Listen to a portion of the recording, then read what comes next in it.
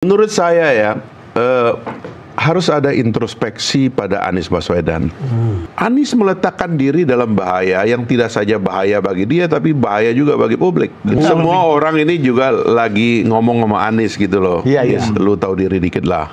Partai-partai politik ini kan mulai mereka terbangun kesadaran di dalam partai politik bahwa Anies ini sudah cukuplah mengusung seseorang, tetapi justru malapetaka buat partai pengusungnya. Nah, ujung-ujungnya kan akhirnya orang menyadari memang Anies ini siapa. Nasdem, PKS, dan PKB itu saya meyakini mereka tidak akan mengusung Anies. Halo sahabat DC, kali ini saya akan membagikan pernyataan menarik dari politisi Gelora yang juga mantan petinggi PKS, Fahri Hamzah, dan politisi senior Sulvan Lindan terkait Anies Baswedan. Diketahui Anies Baswedan saat ini sedang galau berat karena kans tidak bisa maju di Pilgub Jakarta.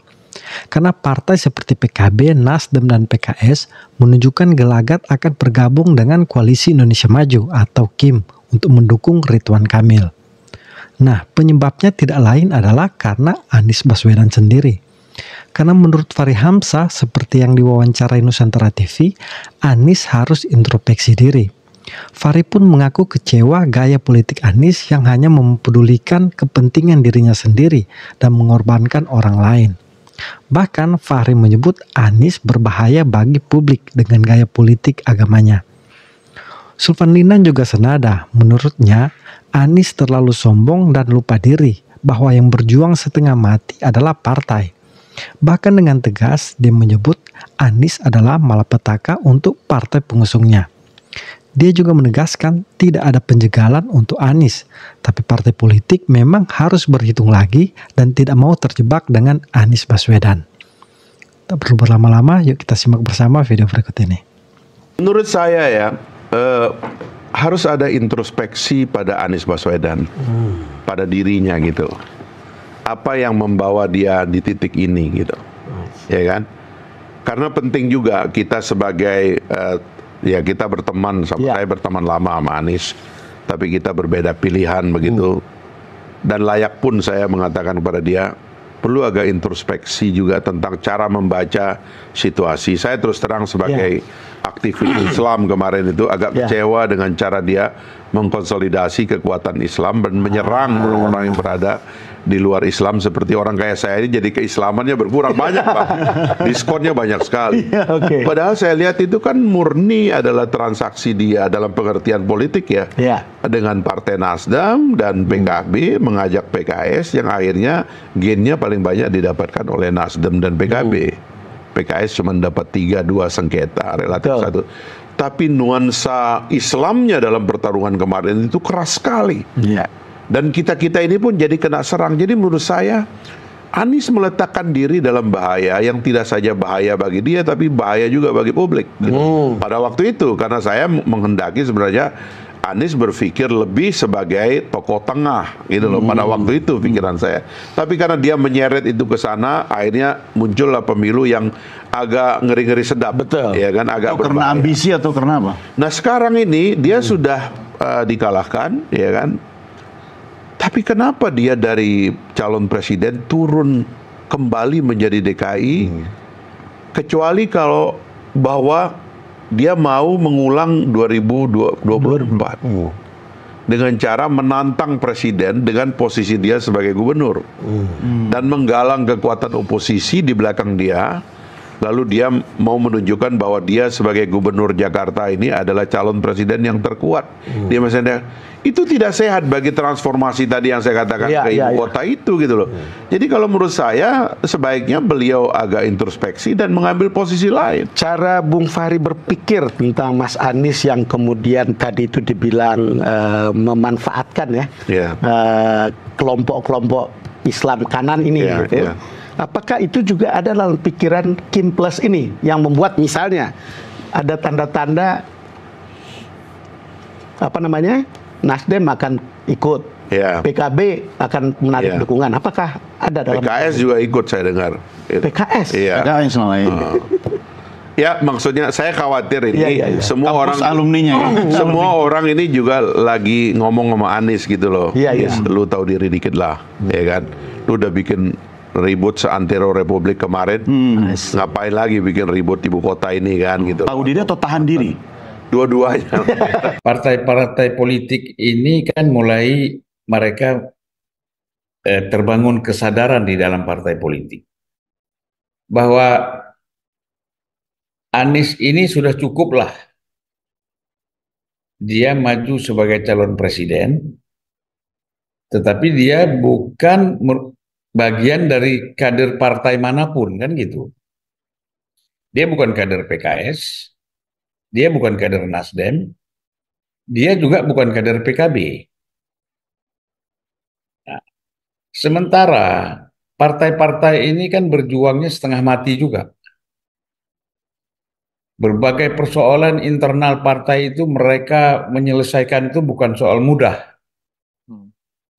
Mulai dari menyamakan persepsi, mulai mereka membangun struktur, kemudian menyelesaikan perbedaan-perbedaan yang ada di dalam partai. Kita tahulah sejarahnya bagaimana, khususnya terhadap Nasdem misalnya. Ketika Nasdem mengusung Anies, betapa banyak tokoh-tokoh partai Nasdem itu mundur dari Nasdem. Nah, ini kan tidak boleh terulang lagi di dalam di dalam partai politik mengusung seseorang, tetapi justru malapetaka buat partai pengusungnya. Ya. Mungkin kalau PKS atau Nasdem atau PKB, khususnya PKS lah. Mungkin kalau PKS itu ketika mengusung Anies sebagai calon presiden itu katakanlah satu suara. Ya. Karena secara katakanlah aliran pemikiran Islam Anies itu sesuai dengan pemikiran Islam yang ada di dalam PKS kan gitu. Tetapi terhadap PKB itu berbeda. Gitu. PKB ini mempunyai aliran pemikiran yang juga cukup ketat begitu ya, dengan aliran pemikiran Ahlus Sunnah wal Jamaah yang bermazhab Syafi'i kan gitu. Sementara kan Anies sendiri dianggap bukan bagian dari itu. Jadi PKB dan PKS itu berbeda dalam melihat sosok Anies. Ya. Nah, kita bukan bicara PKB ini adalah Muhaimin, tetapi kita bicara PKB kan keseluruhan partai itu, termasuk konstituennya. Di situ juga ada PBNU kan gitu, ada Nahdlatul Ulama. Di samping PBNU ada pesantren-pesantren, ada ustadz-ustadz, ada ulama, ada kader-kader yang ada di pesantren.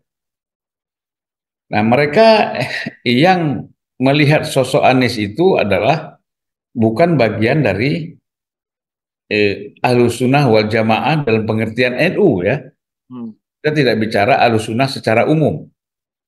Tapi Ahlus Sunnah dalam konteks keluarga besar NU, Anies itu berada di luar. Nah, itu juga membawa problem sebenarnya. Tetapi karena waktu itu Cak Imin memang kepingin sekali menjadi wakil presiden, maka langkah itu diterabas aja. Kan gitu. Nah, sementara seperti Nasdem misalnya, boleh kita katakan bukan partai yang beraliran Islam, ya katakanlah sebagai partai nasionalis, tentu di dalam partai itu terjadi persoalan, menjadi persoalan ketika mengusung Anies. Kita lihatlah figur-figur yang cukup tokoh-tokoh utama ya, di samping Surya Paloh itu ada Enggar Tias Tolukita. Ada juga misalnya kita lihat Siswono Yudhohusodo sebagai ketua Dewan Pembina. Lalu ada juga tokoh militer kita itu, yang cewek, yang perempuan, Hmm. Koni, Koni, ya. juga mengundurkan diri dari Nasdem karena faktor Anies.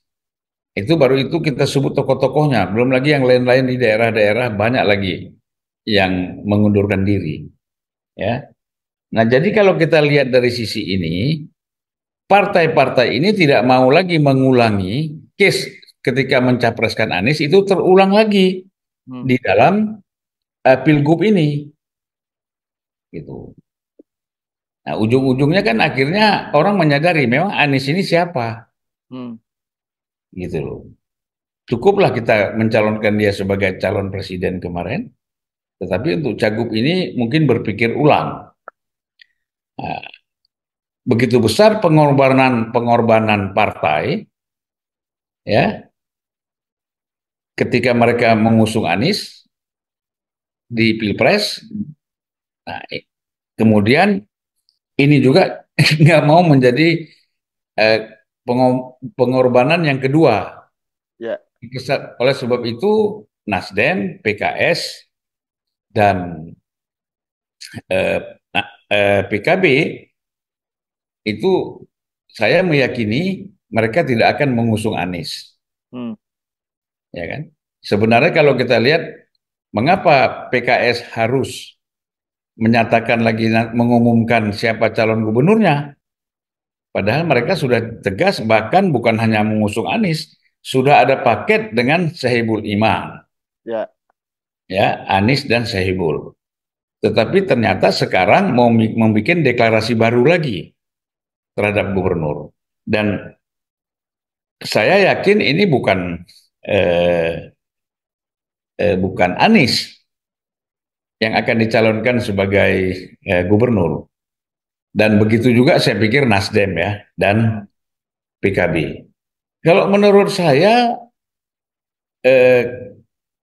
kita bicara dia dijegal, kalau dia sudah dicalonkan sah menjadi calon gubernur, kemudian dia dijegal untuk tidak bisa menang. Sekarang ini kan baru bicara proses-proses awal. Nah, dalam proses awal ini semuanya melakukan kalkulasi politik.